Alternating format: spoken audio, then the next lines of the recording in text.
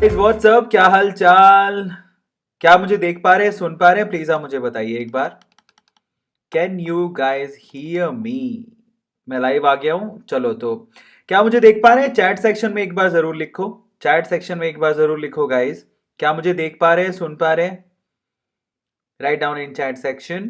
पवन, खुशी, नम्रता, करण, उसके बाद है सृष्टि, उसके बाद है नेहा, शिखा, खुशी अग्रवाल, सुबला, सृजा, वांगा, ए स्क्वायर फैन, और उसके बाद बहुत सारे अदिति, राहुल। ओके, तो बहुत सारे बच्चे हैं यहाँ पे। अशु यादव।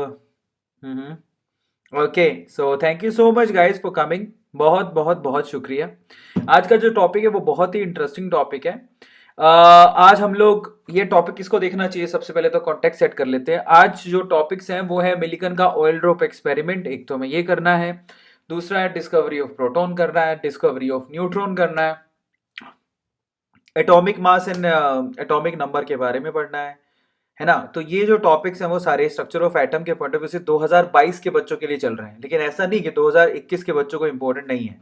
भाई 2021 के बच्चे जो स्ट्रक्चर ऑफ एटम भूल गए हैं, जिनको नहीं आता, तो वो यहाँ से पढ़ सकते हैं। तो आज हम लोग क्या करेंगे, स्ट्रक्चर ऑफ एटम में मिलिगन्स का ऑयल ड्रॉप एक्सपेरिमेंट करेंगे। उसके अलावा प्रोटॉन की डिस्कवरी देखेंगे, फिर न्यूट्रॉन की डिस्कवरी देखेंगे, थोड़े बहुत छोटे मोटे टॉपिक और करेंगे, जिससे आपकी तैयारी अच्छी हो जाएगी। चलिए शुरू करते हैं मेरे प्यारे बच्चों। आप मुझे देख रहे हैं वेदांतु के सबसे बड़े चैनल, जिसका नाम है Vedantu NEET made easy channel, और इंडिया के सबसे बड़े नीट चैनल, जिसका नाम है Vedantu NEET made easy channel पे। तो बहुत बहुत स्वागत है आप लोगों का। लेकिन आगे बढ़ने से पहले, अगर आपने अभी तक भी सब्सक्राइब नहीं किया है तो गलत बात है, आप लोग दिल तोड़ रहे हैं। तो आप लोग सब्सक्राइब जरूर कर लीजिए, क्योंकि अपनी फैमिली और अपना ही परिवार है, आपको भी पता है। और ये जब अपनी फैमिली और अपना परिवार है तो इसको सब्सक्राइब करना बनता है ना। तो आपके परिवार के लिए हमें बार बार तो नहीं कहना चाहिए। So this is a family मेरे प्यारे बच्चों, ये अपना परिवार है। डू सब्सक्राइब द चैनल, ये अपना परिवार है, इसे आगे बढ़ाइए। और सिर्फ बटन दबाने से आगे बढ़ता, रिप्रोडक्शन की जरूरत नहीं पड़ती। ये जितनी भी स्लाइड प्रिपेयर की है आज कार्तिका ने करी हैं, और थोड़ा मॉडिफिकेशन किया है गौतम ने, so thank you so much, है ना। और इसके अलावा अगर आपने अभी तक टेलीग्राम के ग्रुप को ज्वाइन नहीं किया है तो गलत बात है, आप कुछ मिस कर रहे हो। तो प्लीज आप टेलीग्राम के ग्रुप को ज्वाइन कर लो। वेदांतु नीट ऑफिशियल हमारा टेलीग्राम का ग्रुप है, जिसमें 33,000 बच्चे अभी तक उसको ज्वाइन कर चुके हैं। तो 2022 के बच्चों, आपका स्वागत है वेदांतु पर। फटाफट से इसको ज्वाइन करो, क्योंकि वहां पर बहुत सारे इन्फॉर्मेशन आप लोगों को मिलेगी। चलिए स्ट्रक्चर ऑफ एटम में आगे बढ़ते हैं। Let's start the structure of atom. उसमें आगे का टॉपिक है मिलिकन्स ऑयल ड्रॉप एक्सपेरिमेंट, जो हमें करना है। तो चलिए, तो सबसे पहले तो मैं कॉन्टेक्स्ट सेट करता हूं। ऐसा है कि इलेक्ट्रॉन की डिस्कवरी करी थी सर जे थॉमसन ने, ठीक बात है। लेकिन अब डिस्कवरी से तो कुछ नहीं होता। डिस्कवर करने के बाद उन्होंने बोला कि भैया नेगेटिव चार्ज होता है। तो नेगेटिव चार्ज होते तो भैया चार्ज तो बता दो, ये तो बताओ कि चार्ज कितना होता है। तो वो चार्ज बताने का काम सर जे थॉमसन नहीं कर पाए थे। वो सिर्फ चार्ज बाय मास रेशो बता पाए थे, जो हमने पिछले लेक्चर में देखा था। तो अभी ये चार्ज बताने का काम किसने किया? ये किया मिलिकन के ऑयल ड्रॉप एक्सपेरिमेंट ने। ये वो इंसान थे जिन्होंने वो एक्सपेरिमेंट किया था। इनका नाम है रॉबर्ट एंड्रयू मिलिगन। रॉबर्ट एंड्रयू मिलिगन, ये जो आपको दिख रहा है ना, बहुत ही बढ़िया इंसान, अच्छी सी फोटो में।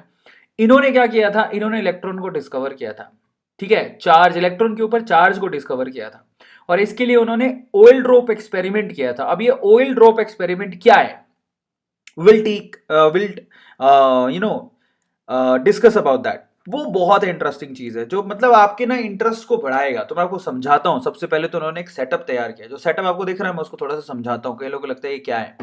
तो आई टेल यू, ये सेटअप उन्होंने तैयार किया। सेटअप के लिए क्या, आप इसको चौरस भी बना सकते हो, ये जो है ना, ये जो रेक्टेंगल टाइप का बना सकते हो, वो गोल भी बना सकते हो।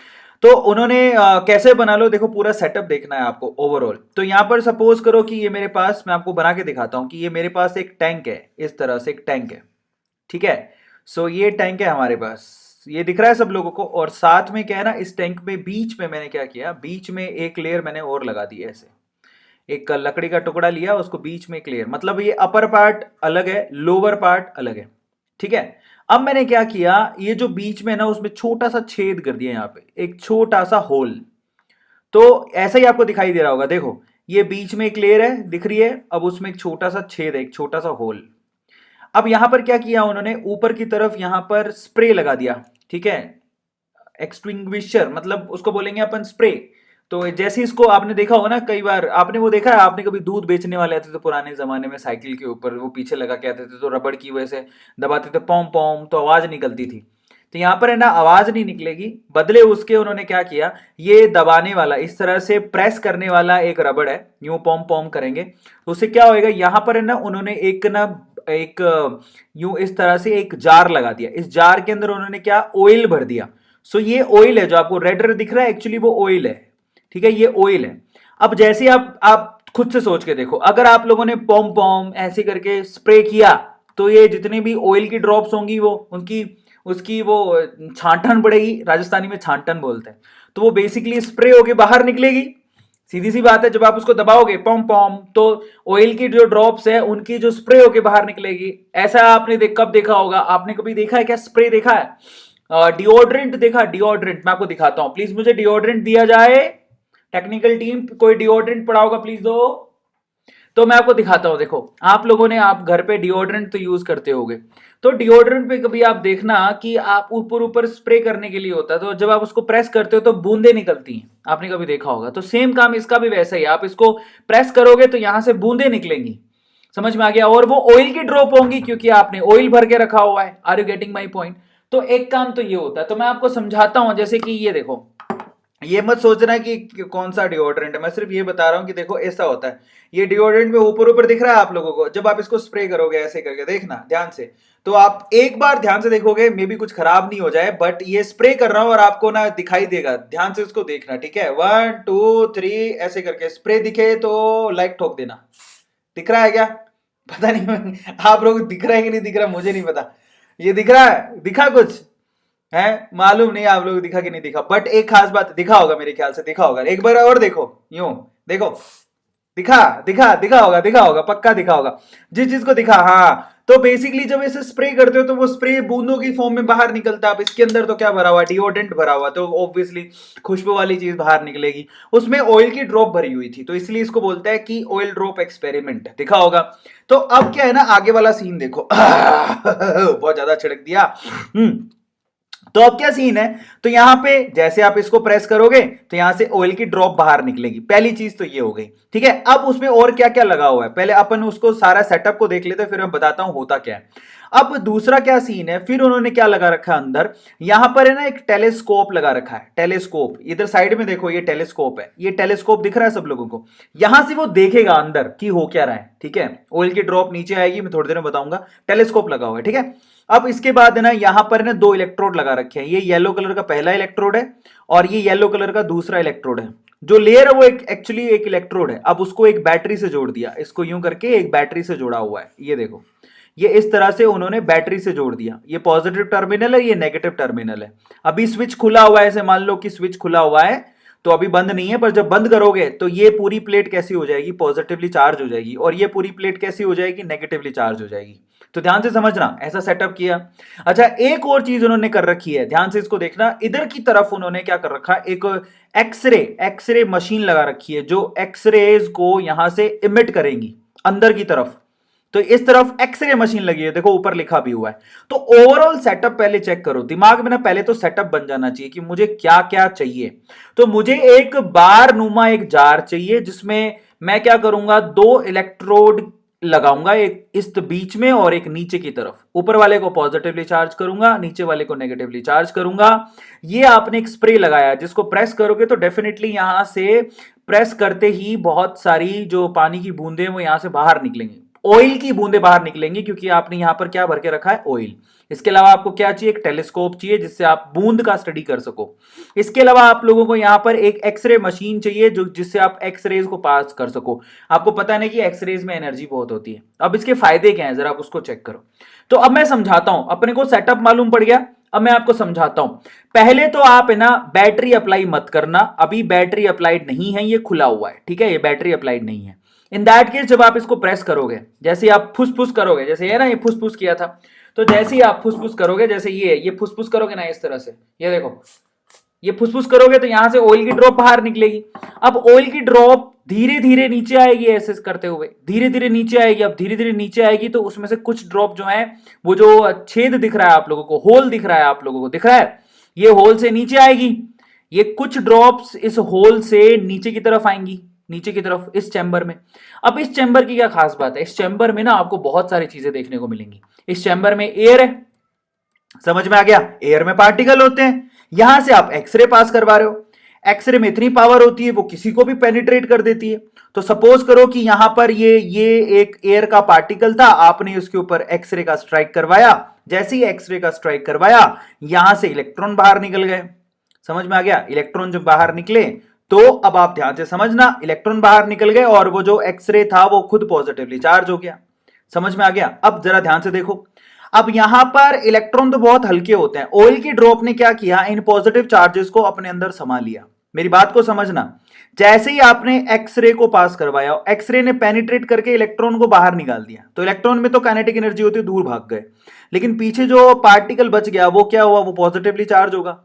अब ऑयल की ड्रॉप ऊपर से गिर रही थी, उस ऑयल की ड्रॉप ने क्या किया, उस चार्ज को अपने अंदर ले लिया, ऐसे करके आओ सुस्वागतम, ऐसे करके आया समझ में। तो बेसिकली जो ऑयल की ड्रॉप है, यहां पर जो ऑयल की ड्रॉप दिख रही है, ये ऑयल की ड्रॉप पॉजिटिवली चार्ज हो गई। क्यों?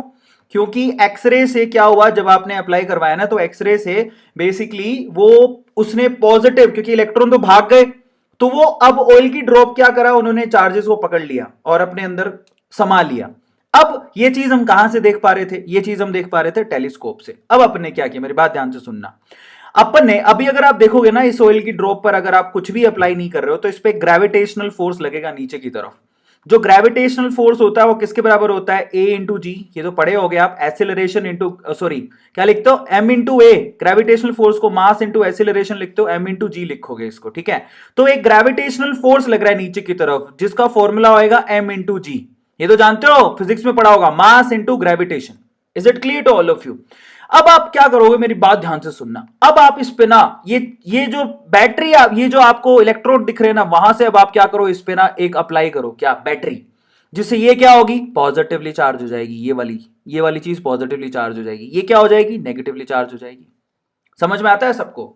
ऊपर वाली पॉजिटिवली चार्ज हो गई, नीचे वाली नेगेटिवली चार्ज हो गई। एक छोटी सी मिस्टेक मुझे समझ में आता है कि मैंने कर दी होगी, तो मेरी बात को ध्यान से सुनना। यहां पर एक छोटी सी मिस्टेक हो गई है मुझसे। एक छोटी सी मिस्टेक क्या हो गई, मैं उसको थोड़ा सा दुरुस्त करता हूं ताकि आप लोगों को प्रॉपरली समझ में आए। तो जब एक्सरे का स्ट्राइक हुआ था, मेरी बात को ध्यान से सुनना, जब एक्सरे का स्ट्राइक हुआ था तो इलेक्ट्रॉन बाहर निकले थे। समझ में आता है? ये एटम पे एक्सरे का स्ट्राइक हुआ तो इलेक्ट्रॉन जंप करके बाहर निकले, ठीक है। और इन्हीं इलेक्ट्रॉन को एक्चुअली उस जो ऑयल की ड्रॉप थी उसने अपने अंदर कंज्यूम किया था। बेसिकली ऑयल की ड्रॉप नेगेटिवली चार्ज हो जाती है, मैंने गलती से आपको पॉजिटिवली चार्ज बता दिया। उन इलेक्ट्रॉन्स को बेसिकली जो ऑयल की ड्रॉप है उन्होंने अपने अंदर कैप्चर कर लिया। आ रहा है समझ में? तो ये अगर मैं बोलूं आपसे, अब आप इसको थोड़ा दुरुस्त कर लेना कि आपकी जो ऑयल की ड्रॉप है बेसिकली वो खुद अब नेगेटिवली चार्ज है, पॉजिटिवली चार्ज नहीं है। आई एम सो सॉरी, क्योंकि कॉन्सेप्ट में गड़बड़ हो रही थी। अब मेरी बात ध्यान से सुनना, मुझे गलती कैसे पता लगी मैं बताता हूं।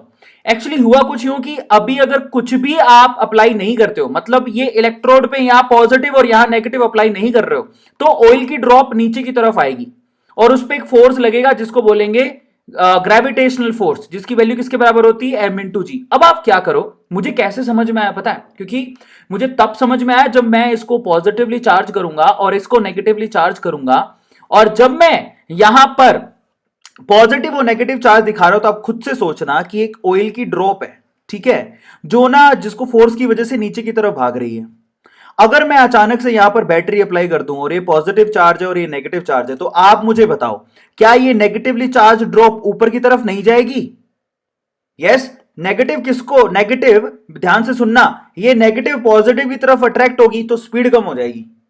तो अब ड्रॉप जो है ना, अगर अगर आप ड्रॉप को स्टेटोस्कोप से देख रहे हो, टेलीस्कोप से देख रहे हो, तो एक वक्त ऐसा आएगा, ध्यान से सुनना, अगर मैं इतनी पावरफुल बैटरी अप्लाई कर दूं, ठीक है, कि वो क्या करे, ये ड्रॉप को यहीं रोक दे। कैसे रुकेगी ड्रॉप?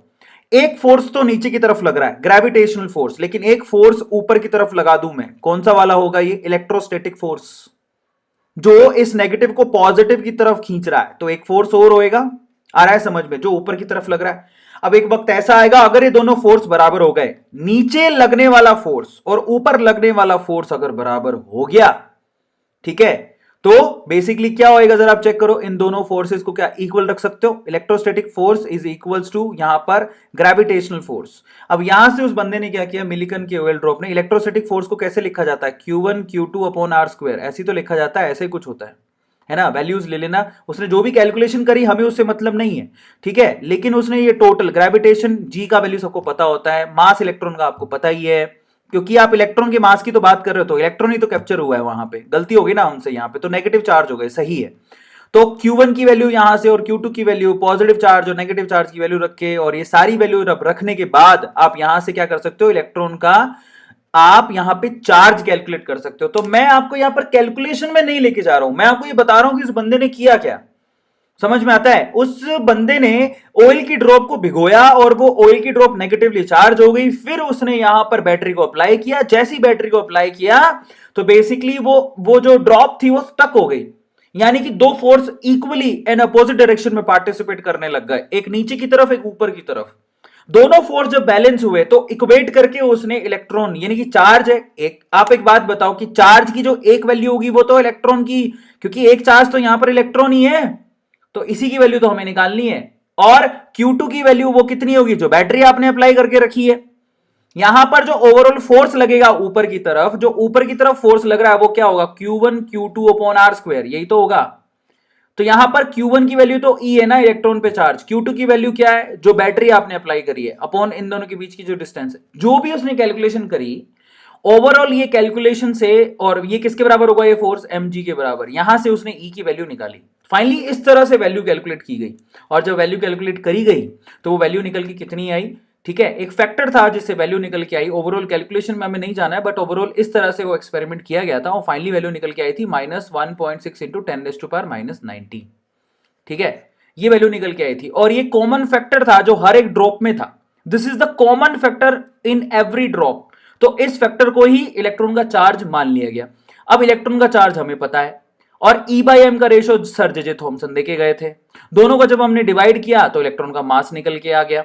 इलेक्ट्रॉन का मास कितना हुआ, 9.11 into 10⁻⁻31 kg, that is the mass of electron, जो निकल के आया दो चीजों से, एक तो ऑयल ड्रॉप एक्सपेरिमेंट से E निकला था, और E/m रेशो दिया था हमारे जे थॉमसन ने, दोनों को डिवाइड कर दिया, मास निकल के आ गया, तो इलेक्ट्रॉन का मास हमारे पास आ गया।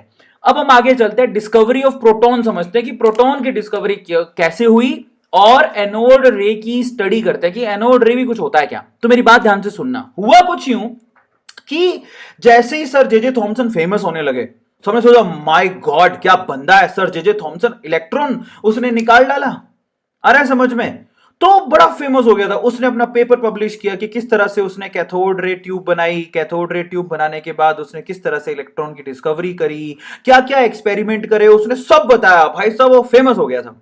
अब वो उसका जो पेपर था, उसका पेपर इस बंदे के पास भी पहुंचा, क्या नाम था इसका, इसका नाम था इंग्ली, नीचे क्या लिखा, उंजिनी गोल्डस्टीन। तो बेटा आप गोल्डस्टीन याद कर लेना, इधर का नाम तो मेरे को प्रोनाउंशिएट ही नहीं हो रहा, वट एवर।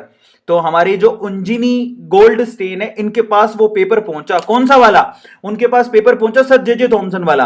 उन्होंने बोला कि वाह यार बड़ा इंटरेस्टिंग, बड़ा इंटेलिजेंट बंदा है यार, कुछ तो इसने किया है, तो देखिए क्या किया है।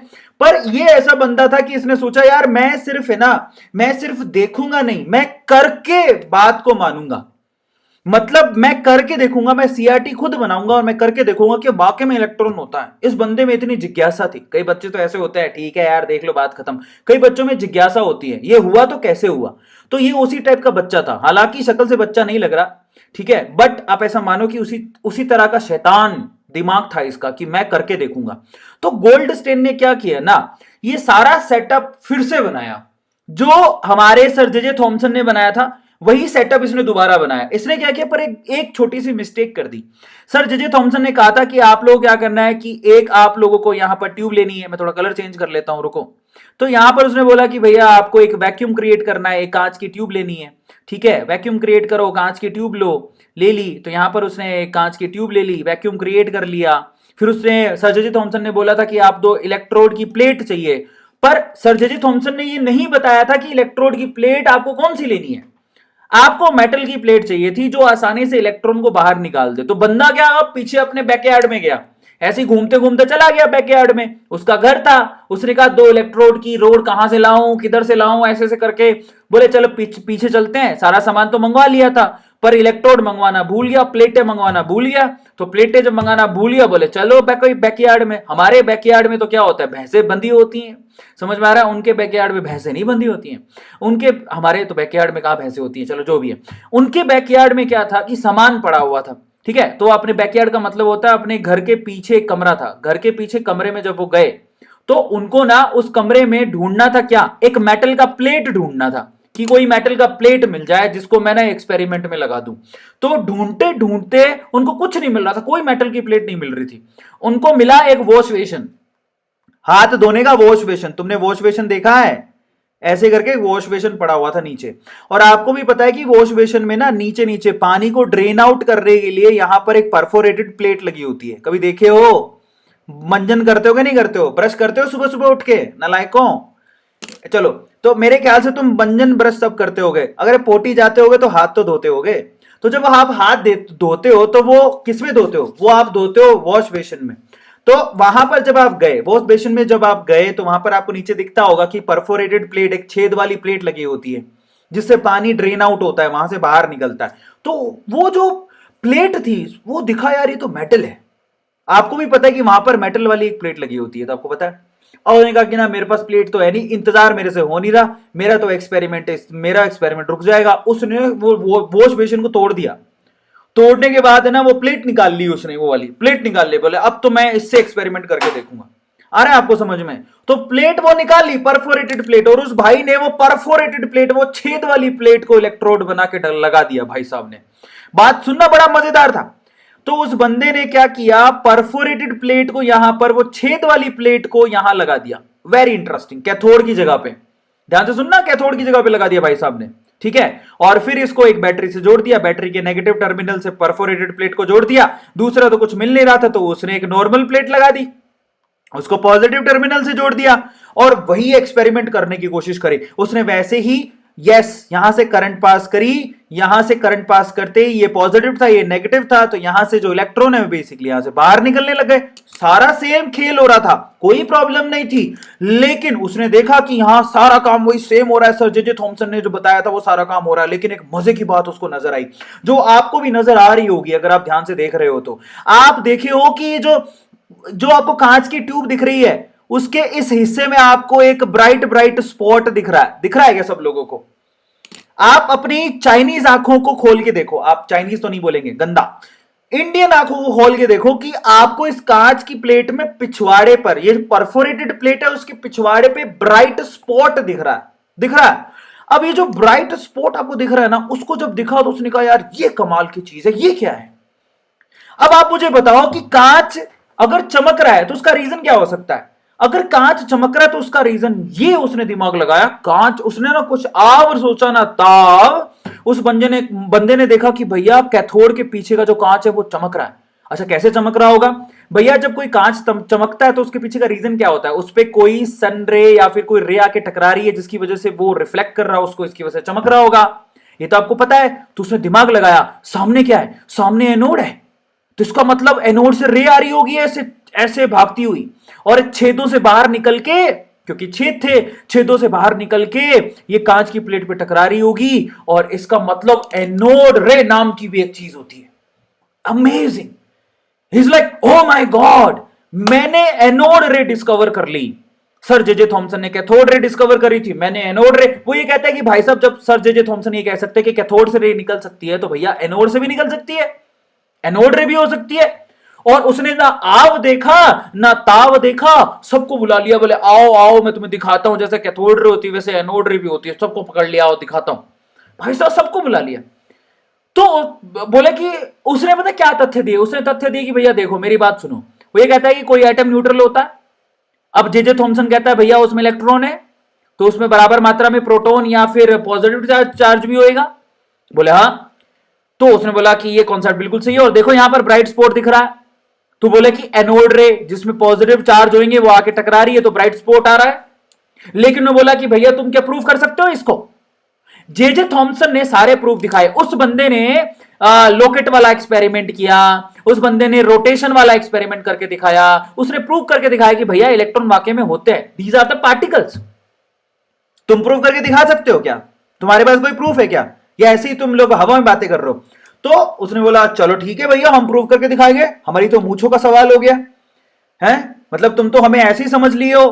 तो उसने क्या किया, सारे एक्सपेरिमेंट करके देखे उस भाई ने भी। कैसे? उसने भी इसके बीच में एक लॉकेट लगाया, कुछ नहीं हुआ।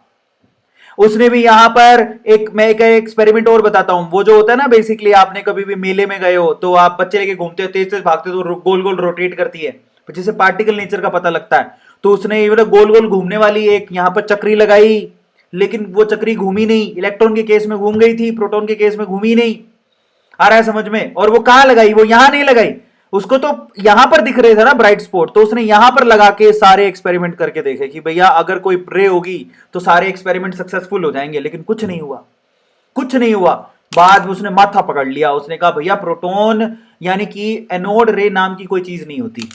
समझ में आ गया? लेकिन इस चीज को डिनाई भी नहीं कर सकती कि अगर किसी में नेगेटिव पार्टिकल होएगा तो उसमें पॉजिटिव पार्टिकल भी होएगा, इस चीज को डिनाई भी नहीं कर सकते। तो मैं आपकी जानकारी के लिए बता दूं कि एनोड से कोई रे निकलती, बाद में जो कॉन्सेप्ट निकल गया है वो कुछ यूं था। होता कुछ यूं है कि जब इलेक्ट्रॉन यहां से निकल रहे हैं तो हवा के पार्टिकल से वो टकरा रहे होंगे, हवा के पार्टिकल से टकरा रहे हो तो यहां से हवा के पार्टिकल किसी, अगर सामने से इलेक्ट्रॉन आ रहा बहुत तेजी से और इस पार्टिकल के, एयर के पार्टिकल के जब टकराएगा, एनर्जी देगा, तो यहां से इलेक्ट्रॉन बाहर निकल जाएंगे और ये इलेक्ट्रॉन तो कहां जाएंगे, एनोड की तरफ जाएंगे।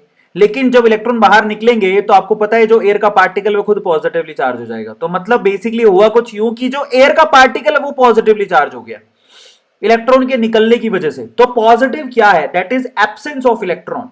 अगर कोई पूछे कि प्रोटॉन क्या है, प्रोटॉन की कुछ खुद की एग्जिस्टेंस नहीं है, that is only absence of electron. लिख लो, this is only absence of electron. Electron की एब्सेंस को ही प्रोटॉन कहा जाता है, स्ट्रेट फॉरवर्ड, समझो? आ रहा है समझ में? और वही पॉजिटिव चार्ज इन छेदों से बाहर निकल निकल के सामने टकरा रहा था। सामने टकराने की वजह से खूब टकराएगा तो ऑब्वियसली ये चमकेगा तो सही। आ रहा है समझ में? ये रीजन था। तो एनोड रे टाइप का कुछ नहीं होता, कैथोड से रे निकलती है लेकिन एनोड से कोई रे नहीं निकलती है, सब झूठी बातें हैं। हाँ, एब्सेंस ऑफ इलेक्ट्रॉन को प्रोटॉन कहा जाता है, सिंपल सी बात है, यही प्रोटॉन का डेफिनेशन है। और फाइनली कोई एनोड रे टाइप की चीज नहीं होती। क्वेश्चन है एनोड रे होता है, कोई एनोड रे टाइप की चीज नहीं होती, सब फालतू की बातें हैं, आप लोग ध्यान रखिएगा। बस उसको एक्सपेरिमेंट वही है कि परफोरेटेड प्लेट से किया गया था। इलेक्ट्रॉन जो है बेसिकली यहां पर पार्टिकल से टकराते थे, खुद पॉजिटिवली चार्ज हो जाता था, इलेक्ट्रॉन यहां से बाहर निकल जाते थे और ये पॉजिटिवली चार्ज वाला कैथोड की तरफ भागता था और पीछे जाके टकराता था। दैट्स इट, और कुछ भी नहीं था। ओवरऑल जब इलेक्ट्रॉन पे ध्यान से सुनना, इलेक्ट्रॉन का जब चार्ज माइनस का 1.6 इंटू 10⁻⁻19 बोला गया, तो मैं आपकी जानकारी के लिए बता दूं कि प्रोटॉन के ऊपर चार्ज सिर्फ और सिर्फ थ्योरेटिकली ही प्रूव किया जा सका। जब इलेक्ट्रॉन पे माइनस का चार्ज होता है तो प्रोटॉन पे प्लस का चार्ज होएगा। आ रहा है समझ में? तो ये प्रोटॉन का चार्ज है जो कि थ्योरेटिकली निकाला गया था, इसके लिए कोई एक्सपेरिमेंट नहीं किए गए थे। आपको पता है इलेक्ट्रॉन के चार्ज को निकालने के लिए मिलीगन ने ऑयल ड्रॉप एक्सपेरिमेंट किया था, प्रोटॉन के लिए कोई ऑयल ड्रॉप एक्सपेरिमेंट नहीं किया गया था, कुछ नहीं हुआ था, क्योंकि प्रोटॉन है ही नहीं। जो चीज है ही नहीं उसको हम लोग कैसे दिखाएंगे भाई, कैलकुलेशन कैसे करेंगे उसकी? अमामिया, nothing possible. So try to understand कि भैया प्रोटॉन टाइप की कोई चीज नहीं होती। बस ऐसा बोला है कि इलेक्ट्रॉन पे अगर चार्ज होता है माइनस का 1.6 इंटू 10⁻⁻19 तो प्रोटॉन का चार्ज होता है प्लस। अब आप कहोगे सर प्रोटॉन के तो मास भी निकाला गया, तो बेटा मास ऐसे निकाला गया, देखो हाइड्रोजन के बारे में तब तक स्टडी हो चुकी थी। अब हाइड्रोजन में सबको पता था कि एक इलेक्ट्रॉन होता है तो उसमें एक ही प्रोटॉन होता है और उसमें न्यूट्रॉन 0 होते हैं, ये पता लग चुका था। तो अगर मैं इस हाइड्रोजन में से इलेक्ट्रॉन निकाल दूं तो पीछे क्या बचेगा? प्रोटॉन। तो बेसिकली क्या किया गया मैं आपको बताता हूं। अगर आपको प्रोटॉन का मास निकालना है तो आप क्या करोगे? हाइड्रोजन एटम का मास ले लो। हाइड्रोजन एटम का मास तो निकालना सीख गए थे सब, तब तक हो चुका था। उसमें से क्या करो? इलेक्ट्रॉन के मास को माइनस कर दो। हाइड्रोजन एटम के मास में से जब इलेक्ट्रॉन के मास को निकाल दोगे तो प्रोटॉन का मास निकल के आएगा, और वो प्रोटॉन का मास ऑलमोस्ट हाइड्रोजन एटम के मास के बराबर ही था, क्योंकि इलेक्ट्रॉन का मास तो नेग्लिजिबल होता है। तो 1.67 इंटू 10⁻⁻27 केजीज ये आया था प्रोटॉन का मास। तो मेरी बात को समझना, प्रोटॉन नाम की कोई चीज नहीं होती, एनोड रे नाम की कोई चीज नहीं होती, बट हम उसको झुटला भी नहीं सकते, क्योंकि नेगेटिव होएगा तो पॉजिटिव होएगा। आपको मैं बता देता हूं आपकी जानकारी के लिए, जब आप इंजीनियरिंग में जाओगे ना आगे क्लासेस में, या फिर जो भी आप पढ़ने जाओगे वहां पर अगर आपको सीखने को मिले तो आपको बताता हूं, वहां पर पॉजिटिव चार्ज को होल बोला जाता है, होल। अरे आप किसी जगह से खड़े हो जाओगे तो वहां होल हो जाएगा, मतलब कोई चीज बाहर निकाल दोगे तो होल दिखेगा। आपने कभी नट बोल्ट बाहर निकाला है? तो नट बोल्ट बाहर निकालते आपको होल दिखता है, बस वही है। That is absence of electron is called proton. Positive नाम का कोई चीज नहीं होता, दैट्स इट। चलो अब हम बात करेंगे डिस्कवरी ऑफ न्यूट्रॉन की। डिस्कवर वाई नीचे आ गया, डिस्कवरी ऑफ न्यूट्रॉन की बात करते हैं। तो बड़ा इंटरेस्टिंग है यार science, I really like science. मतलब क्या बताऊं मैं आपको, दिल में बसा है मेरे साइंस। बाय द वे आपको बता देता हूं 9 तारीख को ऐसा होगा कि जो मार्स है वो मून के पीछे छुपेगा। 11 और 12 तारीख को आपको बहुत सारे मिटेरॉइड्स दिखेंगे, मतलब मिटेरॉइड्स की बारिश हो रही होगी, आपको वो आसमान में दिखेगी। तो ये सारी चीजें होने वाली है। अगर आप वाकई में स्पेस में इंटरेस्ट रखते हो तो there is a series on Netflix, अगर आप देखना चाहो तो, लॉस्ट इन स्पेस। क्या लॉस्ट इन स्पेस, मतलब मजेदार, नॉलेज ही नॉलेज। चलो डिस्कवरी ऑफ न्यूट्रॉन की तरफ चलते हैं। देखो डिस्कवरी ऑफ न्यूट्रॉन बेसिकली ना ऐसे सोच के नहीं करा था, ऐसा कभी नहीं सोचा था बे किसी एटम में पॉजिटिव पार्टिकल होता है तो उसमें नेगेटिव पार्टिकल भी होएगा, तो उसके अंदर न्यूट्रल पार्टिकल भी होएगा, ऐसा सोच के नहीं किया गया था।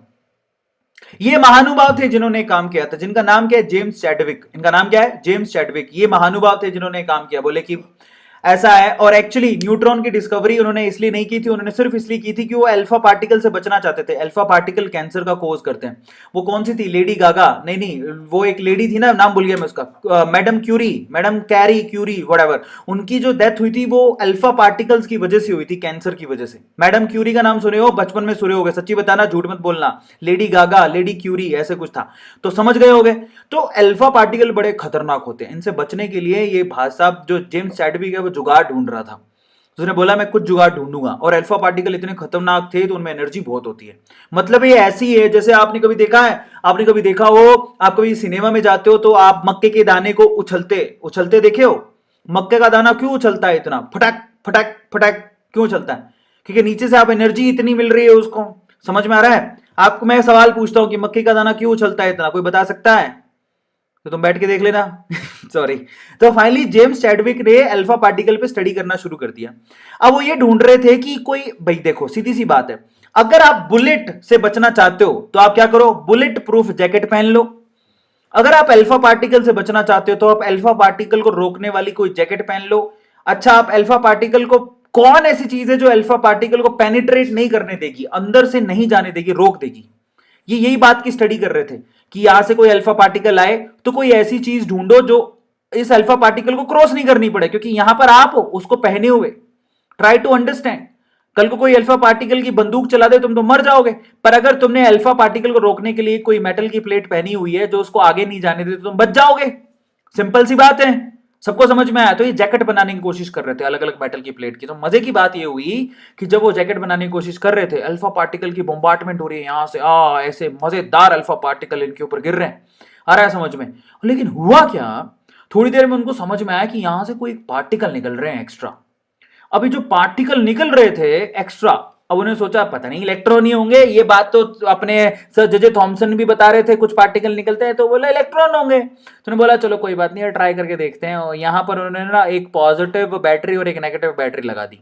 भाई साहब ये ऐसे थे पार्टिकल जो ना तो पॉजिटिव की तरफ जा रहे थे ना नेगेटिव की तरफ जा रहे थे। मेरी बात ध्यान से सुनना, अल्फा पार्टिकल को जब भी आप मेटल की प्लेट पे गिराते हो, ये अल्फा पार्टिकल है उसको मेटल की प्लेट पे गिराया तो एक्स्ट्रा यहां पर कुछ पार्टिकल बाहर निकल रहे थे, जिनको जब हमने बैटरी के टर्मिनल्स के, बैटरी के बीच में रखा, बैटरी इलेक्ट्रोड के बीच में रखा, तो वो कहीं कहीं भी नहीं गए, ना तो वो पॉजिटिव की तरफ गए ना वो नेगेटिव की तरफ गए। इसका क्या मतलब है? अगर कोई पार्टिकल ना तो पॉजिटिव की तरफ मूव कर रहा है, नेगेटिव की तरफ मूव कर रहा है, इसका क्या मतलब हुआ? इसका मतलब ये हुआ कि भैया उसमें कोई चार्ज ही नहीं है। इसका मतलब क्या हुआ, उसने, जेम्स चैडविक ने तब कहा, मेरी बात सुनो मेरे भाइयों, कि किसी घर में बहुत बोलने वाला पैदा होता है, किसी घर में अगर कोई बहुत बोलने वाला पैदा होता है और बहुत चुप रहने वाला पैदा होता है, तो कोई न्यूट्रल भी पैदा होता है। बहुत पॉजिटिव आदमी पैदा होता है, बहुत नेगेटिव आदमी पैदा होता है, तो इस दुनिया में न्यूट्रल आदमी भी है जो कुछ नहीं करते। समझ में आ गया ना? वो पॉजिटिव है ना वो नेगेटिव है। तो there is some certain particles who are actually not positive not negative, they are neutrals, basically they are called neutrons. तो इस तरह से जेम्स चैडविक ने न्यूट्रॉन्स की डिस्कवरी करी। नाउ हमारे पास सारे पार्टिकल आ गए, समरी कर लेते हैं। मैं आपको छोटा छोटा मोटा मोटा बताऊं कि इलेक्ट्रॉन की डिस्कवरी कौन करे थे? हमारे थॉमसन बाबा। नाम नाम याद रखना, संजू बाबा नहीं है बेटा, संजू बाबा छोड़ दो, अभी थॉमसन बाबा पर आ जाओ। तो मैं आपको समझाता हूं, यहां पर मेरी बात ध्यान से सुनना। इलेक्ट्रॉन की डिस्कवरी करी थी थॉमसन ने, प्रोटॉन की डिस्कवरी करी थी गोल्डस्टेन ने, न्यूट्रॉन की डिस्कवरी करी थी जेम्स चैडविक ने। पहले तो डिस्कवरी याद रख लो। अगर मैं एब्सोल्यूट चार्ज की बात करूं तो देखो, इलेक्ट्रॉन का एब्सोल्यूट चार्ज होता है -1.6 इंटू 10⁻⁻19। तो प्रोटॉन का क्या होता है? +1.6 इंटू 10⁻⁻19। बस चार्ज, बस साइन का फर्क है। और अगर मैं बात करूं न्यूट्रॉन की, तो न्यूट्रॉन पे तो कोई चार्ज ही नहीं होता, दैट इज जीरो। अगर मैं बात करूं रिलेटिव चार्ज की, इलेक्ट्रॉन का रिलेटिव चार्ज कितना होता है? -1। ठीक है, प्रोटॉन का रिलेटिव चार्ज कितना होता है? +1। और न्यूट्रॉन का रिलेटिव चार्ज कितना होता है? 0। रिलेटिव चार्ज कैसे निकालोगे? आप कुछ नहीं करना, आपने ना सब में से एक नंबर कॉमन ले लिया, 1.6 इंटू 10⁻⁻19 कॉमन ले लो। अब आप क्या करो, ये जो नंबर आपने कॉमन लिया है उससे आप सबको डिवाइड करो। मेरी बात ध्यान से सुनना, आप इस नंबर को भी 1.6 इंटू 10⁻⁻19 से डिवाइड करो, इस नंबर को भी 1.6 इंटू 10⁻⁻19 से डिवाइड करो, इस नंबर को भी करो। आप किसी को भी कर लो, आप यहां से क्या देखोगे? -1 डिवाइड करोगे तो -1 ही बचेगा, यहां पर डिवाइड करोगे तो +1 बचेगा, यहां पर डिवाइड करोगे तो 0 आएगा। अच्छा, मास की तरफ चलते हैं। मास हमने कैलकुलेट कर लिया था, इलेक्ट्रॉन का मास कितना निकला था? 9.1 इंटू 10⁻31। प्रोटॉन का मास कितना निकला था? 1.67 इंटू 10⁻27। इसी तरह से न्यूट्रॉन का मास भी ऑलमोस्ट प्रोटॉन के मास के बराबर ही था। समझ में आ गया? ये हो चुका था। सिंबॉलिकली इनको कैसे लिखते हैं? अब रिलेटिव मास, अगर रिलेटिव चार्ज निकाले तो रिलेटिव मास भी पता होना चाहिए, तो मैं आप लोगों को रिलेटिव मास बताता हूं। In that case relative mass कैसे निकालते हैं? आप लोग क्या करो, इनमें से एक बड़ा सा नंबर कॉमन ले लो, आप ले लो इन सभी नंबर को, बड़ा सा नंबर कॉमन ले, मतलब इस पूरे नंबर को 1.67 इंटू 10⁻⁻27 से डिवाइड करो, इसको भी करो और इसको भी करो। तो जब आप इलेक्ट्रॉन को उस नंबर से डिवाइड करोगे तो इलेक्ट्रॉन का नंबर तो वैसे ही बहुत छोटा है ना, तो 1000 टाइम्स आएगा ऑलमोस्ट। इसीलिए बोलते हैं कि इलेक्ट्रॉन का जो रिलेटिव मास है वो 0 है। प्रोटॉन का रिलेटिव मास 1 माना जाता है, क्योंकि आप जब डिवाइड करोगे तो वो सेम ही नंबर से डिवाइड कर रहे हो। और न्यूट्रॉन का रिलेटिव मास 1 माना जाता है। जब आप इसको डिवाइड करोगे तो बेटा ये बहुत छोटा नंबर आएगा। अगर आप इसको डिवाइड करोगे तो 0.000 समथिंग आएगा, 0001, विच इज वेरी लेस। तो इसको 0 ही राउंड फिगर में 0 मान लिया जाता है। तो इसका मतलब ये होगा कि इलेक्ट्रॉन का रिलेटिव मास 0 होता है, बट उस पर चार्ज -1 होता है। समझ में आया? ये इलेक्ट्रॉन की रिप्रेजेंटेशन होती है।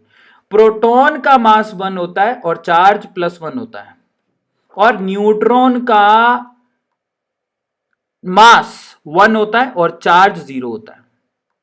अब आप मेरी मजे की बात सुनना, अगर मैंने इलेक्ट्रॉन और प्रोटॉन को आपस में जोड़ दिया, इलेक्ट्रॉन कैसे रिप्रेजेंट करते हैं? -1 एंड 0।